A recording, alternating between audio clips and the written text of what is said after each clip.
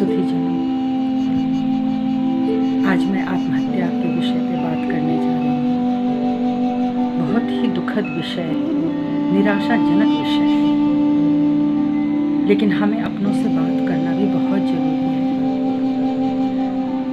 हमें लगता है कि हम बहुत दुखी हैं और इस दुख से उबर नहीं पा रहे हैं, इस कारण मेरा मरना बहुत जरूरी है। मुझे लगता है कि अगर थोड़ा सा समय और दिया जाए, आप समय देते रहें, क्योंकि जीवन मेरे हाथ में नहीं होता। ना तो हम सब अपनी इच्छा से ही जन्म लेते हैं और ना ही हमें मृत्यु का कारण और समय पता होता है। जब इस सच्चाई से हम सब अवगत होते हैं तो क्यों हम एक भयानक निर्णय अपने हाथ में ले लेते हैं। आप समय को देखें, समय पता नहीं आगे आपके साथ क्या क्या करें। बहुत जगह, बहुत कहानियों में आपने देखा होगा इस जीवन की, जब आप किसी से मिलते हैं या मंच पर किसी की सुनते हैं, तो न जाने कितनी कितनी तकलीफों के साथ वो अपने जीवन को आगे बढ़ा रहे होते हैं। कहीं आर्थिक समस्या होती है, कहीं शारीरिक, कहीं मानसिक, पर वो अवसर देते हैं, समय को देखते हैं। और एक समय ऐसा आता है जब उनको विश्वास ही नहीं होता कि वो इस पद पर या इस जगह पर या इस मंच पर पहुंच जाएंगे और लोग उन्हें हाथों हाथ लेंगे, जिंदगी उनको प्यार करेगी। हम वो समय नहीं दे पाते हैं, इसलिए हम निराश हो जाते हैं और यही लगता है कि हम ही सबसे दुखी हैं, हमें मर जाना चाहिए। देखिए, दबाव चारों तरफ से होता है, लेकिन फिर भी मैं इतना ही कहना चाहती हूँ कि इसके पीछे कई कारण होते हैं। एक तो व्यथा सुनते सुनते, सोचते सोचते मानसिक विकार आ जाता है। वहाँ पे लगता है कि इसके आगे अब हम नहीं सह सकते। हम ऐसा क्यों सोचते हैं? क्योंकि हमारा एक जो विश्वास बना है ईश्वर के प्रति या कॉस्मिक एनर्जी के प्रति, उसको हम खोने लगते हैं, हम खो देते हैं। हमें लगता है सब मजाक है। जब अच्छा होता है तो मिरेकल होता है, तब तो ईश्वर हमारे साथ होते हैं, उनके चमत्कार होते हैं। लेकिन यदि हमारे साथ कुछ गड़बड़ होती है और वो लंबे समय तक, मुझे लगता है कि वो चलता चला जाता है, ऐसा प्रतीत होता है, तो हमें लगता है कि भगवान कहीं नहीं है, सब अच्छी बातें बेकार है, जो लोग खराब हैं, गलत हैं, वही अच्छी तरीके से जीवन जी रहे हैं, हम तो अच्छे होते हुए भी बेकार हो गए। ऐसी बात नहीं है, हम समय का इंतज़ार नहीं कर पा रहे हैं। हमारे लिए भी एक समय बना हुआ है। ये जो कुछ भी हुआ है, जो सुनी नहीं जा रही है ईश्वर के द्वारा, जैसा हम सोचते हैं, तो निश्चित ही वो कोई सीख दे रही है, वह कोई बात बताना चाहती है, वह हमें कोई उपहार देना चाहती है, वह हमें इतना अच्छा बनाना चाहती है कि हमारे अंदर और भी गुण पनपे। बहुत सारी चीज़ें हो सकता है हमें ये बताया जा रहा हो कि हम इच्छाओं पर हम इतना अंकुश लगा दें, क्योंकि एक तो इच्छा भी जब बढ़ती है और पूरी नहीं होती तो वो मृत्यु का कारण है। ये तो भगवान बुद्ध ने सबको बता ही दिया है, जग जाएंगे। इसी तरह से सोचते सोचते हमें न्यूरो प्रॉब्लम्स हो जाती हैं और मेडिकल भाषा में जिसको हम लोग बैक आज्ञा कहते हैं, पीनियल ग्लैंड है, ये भी बाधित हो जाती है। और हमारे क्रोध पे हमारा काबू नहीं होता तो हमारी पिट्यूटरी ग्लैंड बाधित हो जाती है। इन सब चीज़ों के कारण, जिसको हम आध्यात्मिक भाषा में आज्ञा चक्र कहते हैं, ये जहाँ पे टीका लगाया जाता है, ये आज्ञा चक्र है। ये जगह बहुत संभाल के रखनी पड़ती है। भविष्य के प्रति भी हम बहुत ज़्यादा चिंतनशील ना हो, नहीं जानते अगले पल क्या लिखा है। हम जो सोच रहे हैं कि 1 साल बाद, 2 साल बाद, 1 महीने बाद हम ये कर लेंगे, हमको नहीं पता कि वो फिर आगे क्या हो जाएगा। सोच लीजिए, लेकिन उसमें इतना मत समय दे दीजिए हमारा क्या होगा। इस कारण भी हम लोग बहुत परेशान हो जाते हैं जब मुसीबत सामने खड़ी होती है। तो इसी तरह से हमारे पीछे की जो बैक आज्ञा कही जाती है, इसको भी हमको संभालना होता है। यहाँ पे बहुत सारी फ्रीज्ड चीज़ें हैं, बीती हुई चीज़ें, बीते हुए काल हैं, मृत लोग हैं। उन लोगों की वजह से भी कभी कभी हमारे ऊपर डिप्रेशन का अटैक आता है।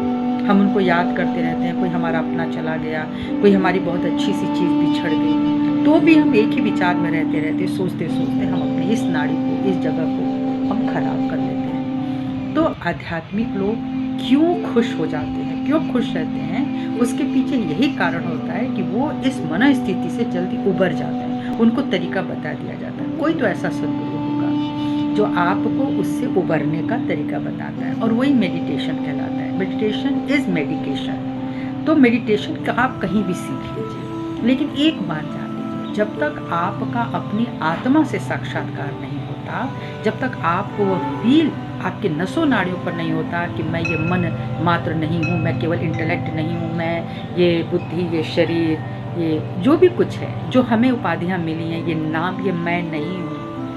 नागसेना से एक बार राजा मिलिंद ने पूछा था, ग्रीक राजा थे, उन्होंने उनसे पूछा था कि तुम कौन हो? तो उन्होंने कहा मेरा नाम नागसेना है, लेकिन मैं अपनी पूर्ण पर्सनालिटी नहीं हूँ। राजा को हंसी आई, बोले कि तुम नागसेना नहीं तो तुम क्या हो?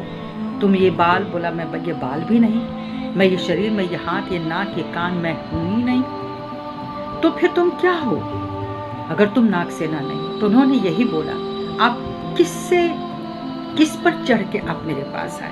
उन्होंने कहा चैरियट पे, एक रथ पे। तो बोला क्या रथ का पहिया चैरियट है? क्या उस पे जो बिछा हुआ कुशन है वो है, या जो उस पे घोड़े लगे हैं वो है? बोले नहीं, इन सारी चीजों से मिलकर के वो बनता है, लेकिन उसके पीछे एक कंबाइंड जो फिलॉसफी है। तो नागसेना बोलते हैं बस वही जो कंबाइंड फिलॉसफी है, वो एक आत्मा, जिस आत्मा ने इसको धारण करा हुआ है वही बिखर जाता है। ये चीजें तो बिखर जाती हैं पर आत्मा इंटैक्ट रहती है। तो उस आत्मा से यदि आपका संबंध स्थापित हो जाए, आप उसको प्राप्त कर लें, तो आप अपने आत्म गौरव में चले जाएंगे, आत्मबोध में चले जाएंगे। आपको लगने लगेगा कि आज ये रुपया है कल नहीं होगा, आज नहीं है तो कल हो जाएगा। शरीर जर्जर क्यों हो, बीमार क्यों हो? क्योंकि चिंताओं से और कुछ होगा नहीं, से बीमारी होगी, और बीमारी भी एक पराकाष्ठा तक ले जाती है कि हम मर जाएं। मेरे हाथ में यही है कि मैं आत्महत्या करूं। जब मैं किसी बड़े बड़े ऑफिसर को देखती हूँ जो सफल होते हैं, चाहे वो पुलिस ऑफिसर हो, मैंने एक IG जोन को जब मैंने देखा सुसाइड करते हुए अपने लाइफ में, मुझे बहुत तकलीफ हुई। जो लोग दुनिया की सहायता करने के लिए निकल रहे हैं, जो नित्य नए तकलीफों को देख रहे हैं, वो एक दिन सुसाइड क्यों करता है? कभी मैं आर्मी के लोगों को जब देखती हूँ कि वो राइफल से अपने को मार ले, तो भी मुझे बहुत अफसोस होता है। कहने का मतलब है कि चाहे कोई समझदार है या ना समझ है, पढ़ने वाला बच्चा है, छोटा है, एक बच्चे ने आत्महत्या कर लिया कि उसको घर में रेडियो नहीं चलाने दिया जाता। अब घर का संतुलन कहाँ है? हो सकता है उन्होंने कहा हुआ कि तुम पढ़ाई करो, तुम सिर्फ रेडियो सुनती हो, पर उस बच्चे में ये काबिलियत क्यों नहीं दी गई कि हमेशा रेडियो ही आपका सहारा नहीं है? कहीं ना कहीं तो कुछ गलती बैकग्राउंड में भी है, हम बड़ों में भी है। जिनके घरों में तकलीफें हैं, वहाँ के बच्चे कहीं कहीं बहुत आगे निकल रहे हैं, निकल चुके हैं। इसका मतलब है कि उस बड़ों में उतनी समझदारी है। तो समझदारी का भाव कहीं हम सब बड़ों में भी है, और हमारे आने वाली जो पीढ़ियां हैं जो समझना ही नहीं चाह रही हैं, गेम्स खेल रही हैं, शराब पी रही हैं, सिगरेट पी रही हैं, कैसे कहूँ कि वो अपनी आत्मा के पास हो सकते हैं? कभी नहीं हो सकते। मेरे निगाहों में बहुत सारे लोग हैं जो खुद तो पी रहे हैं, अपने बच्चों को बचाना चाह रहे हैं। How is it possible? हो ही नहीं सकता। जो जीवन आप जी रहे हैं ना, वो बच्चे आपके देख रहे हैं, तो आगे तो आप उनका भविष्य स्वयं देख लीजिए क्या होगा। तो प्लीज इस तरह से बात को समझिए, थोड़ी ध्यान धारणा में जाइए। इसका मतलब नहीं कि आप ईश्वर की कोई मूर्त रख करके आप उसको भजते रहें, पूजते रहें। कई लोगों को मन नहीं करता है, और आपका हमेशा मन नहीं करेगा एक ही तरह से करने का। आप 2 मिनट आंखें बंद करके बैठे, खुद के भीतर देखने की कोशिश करें। ये मत देखिए कितनी मांस, मज्जा और रक्त है, ये देखिए वो क्या चीज़ है जिसने आपको बनाया, जिसने पूरा संसार बनाया। देखिए आप अपने को तो मार सकते हैं, पूरे संसार को तो नहीं मार सकते। क्यों? आपको वश ही नहीं है, ताकत ही नहीं। तो उस ताकत को ढूंढें जिसने पूरा संसार बनाया, जो सबको चला रहा है, जिसने भाग्य का निर्धारण कर दिया है तुम कहाँ जन्म लोगे, किस घर में लोगे। तो आप सोचो कि आज अगर हमारे पास किसी चीज़ की कमी है, तो निश्चित ही हमने वह दुराग्रह, वो सब चीज़ें खुद पैदा की, इसलिए वो समय चला जाएगा, हमारे अपने